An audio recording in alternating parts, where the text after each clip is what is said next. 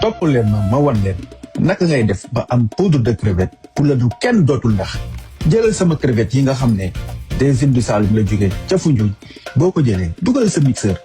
30 secondes boo ko ci defee di nga am sa crevette doo ca am lu la ci naqari te qualité bii ngeen gis nii li ci baax mooy doo leen ci fekk suuf doo leen ci fekk xajam-xajam doo leen ci fekk dara lu xam ne dina mën a tax ngeen xam ne duñ ci yokk duñ ci wàññi jëlal ma crevette yi di ma leen di jaay rek defal ko sa mixeur nga tourné 30 secondes pare nga loolu nag dara te guddal jar te gàttal résultat bi boo leen ko defee gis ko ku ci am jafe-jafe waxaat ma ku ci am looloo xam ne wax naa li ma ci wax gisoo ko ñëwal nga dellusiwaat ci ma